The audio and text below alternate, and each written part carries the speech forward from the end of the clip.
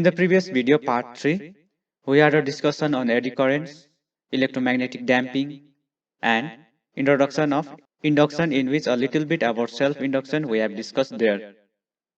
In this fourth part, we will find the expression for the self-inductance and magnetic energy stored in the solenoid, and also find the mutual inductance of two concentric circular coils.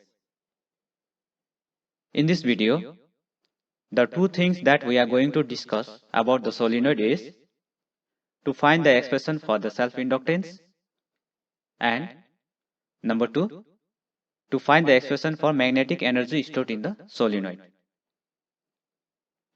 And from this part, the question that may come in the exam will look like: derive the expression for the self-inductance of a long solenoid of cross-sectional area A and length L having n number of turns per unit length, and hence find the magnetic energy stored in the solenoid of self-inductance L to build up the current I through it. Now we solve the above question. So consider a solenoid where the current I is passing through the solenoid, and if this current is altered, then altered means either increase or decrease, then this solenoid will produce a changing magnetic field. Then, due to change in magnetic field, the flux through this solenoid also changes, because this coil is within that magnetic field only, and this will induce an EMF in the coil itself. This effect is known as self-induction, and the property of this coil is called self-inductance of the coil. So before deriving the expression for the self-inductance of the coil, let us describe about the several parameters used in derivation. So let small n equals to number of turns per unit length, A, cross-sectional area of the solenoid. Cross-sectional area means this area. L equals to length of the solenoid. So the total length of the solenoid is denoted by L, and capital L equals to self-inductance of the solenoid. Then the magnetic field inside the solenoid is given by B equals to mu naught n I. So let this be equation number 1. So expression for the magnetic field due to the solenoid we have already done in previous chapter. So if you have forgotten, you will just go back and have a look there. Now the expression for the total flux linked with the solenoid is given by capital N into phi B, which equals to capital N BA. So capital N is the number of turns of the solenoid, B is the magnetic field, A cross-sectional area of the solenoid. So which will be given by this capital N is the number of turns, and this small n means the number of turns per unit length. So here we have used this relation where this small n is the number of turns per unit length, capital N is the total number of turns, and L is the length of the solenoid. So capital N equals to small l into small n. So this capital N replaced by small n into small l, and this magnetic field, so which is given by the equation number 1, mu naught Ni, and this area. We open the bracket and rearrange, and the total flux linked with the solenoid is mu naught N square L I A. So let this be equation number 2.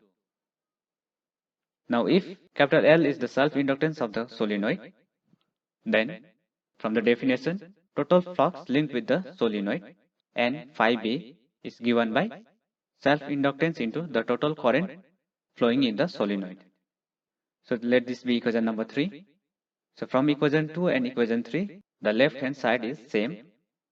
So we equate the right hand side.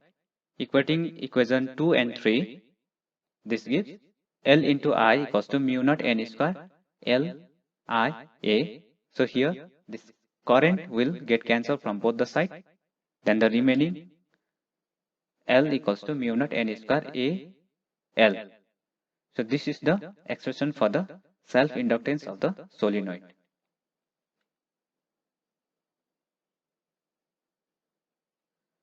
Now to solve the second part of the question, let this be equation number 4. Now the second part, that is the derivation of magnetic energy stored in the solenoid. As self-induced EMF opposes any change in the current in the circuit, work is to be done against this EMF in establishing the current. So the rate of work dW by dt, so work done divided by time, we call it the rate of work, equals to EMF induced into current. So using the expression for EMF from previous part video, E equals to L into di by dt, and then this I here will get equation number 5. Then the total work done is to be calculated by integrating this equation number 5. Then total work done equals to integration of dW, which equals to integration from 0 to I Li di. So this dt and dt we can remove, and from here we will get dW, and from the right hand side integration from 0 to I Li di. Then using the formula of integration of x to the power n dx equals to x to the power n plus 1 divided by n plus 1. So using that formula, total work done equals to half L I square. So let this be equation number 6. Now this work done is stored as a potential energy, which is denoted by capital U subscript B in the magnetic field of the inductor. So here inductor means coil. So that work done is now represented by potential energy, which is the same expression. Then here we put the expression from I, from the expression of magnetic field due to the solenoid. So I equals to B by mu naught N. We have used it here.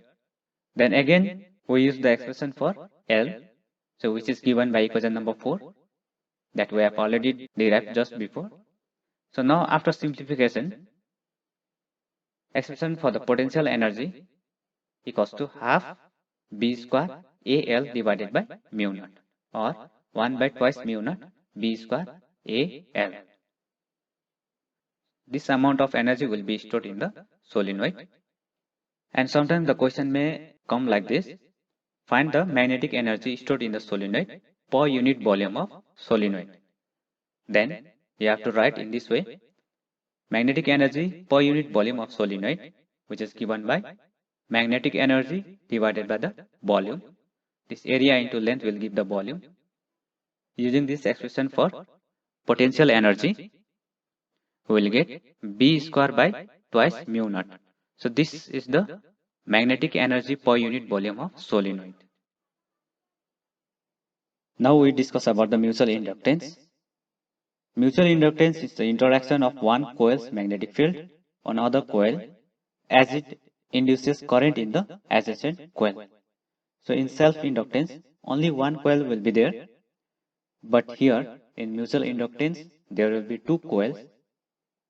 The SI unit of mutual inductance is Henry, so which is same as that of self-inductance. Now here in the diagram, there is two coil. So this first coil is coil 1 and this second coil, coil 2. So here what happens is, the coil C1 is connected to the AC current, where the magnitude of the current changes continuously. Due to this, the magnetic field produced by the coil 1 will increase and decrease continuously. That means it will produce changing magnetic field.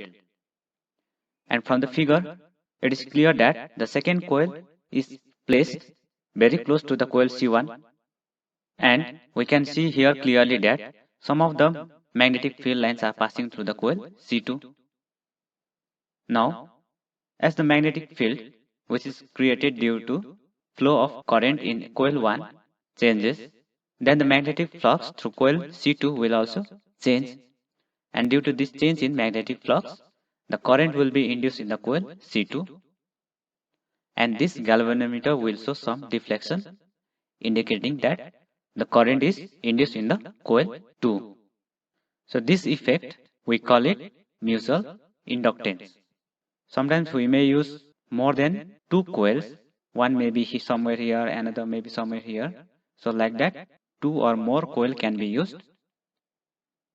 So when the two or more coils are magnetically linked together by a common magnetic flux, they are said to have the property of mutual inductance. Now let us calculate the mutual inductance of two concentric circular coils.